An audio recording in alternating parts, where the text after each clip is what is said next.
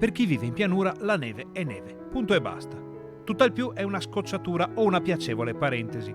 Ma nell'altopiano dei 7 comuni, dove da sempre la vita dell'uomo è legata ai ritmi della natura grazie a un filo magico e robustissimo, la neve ha molti nomi. Nomi che vengono tramandati di nonno in nipote, di madre in figlia, fin da quando la terra era giovane. Nomi che sono stati raccontati dalla penna di Mario Rigonisterno.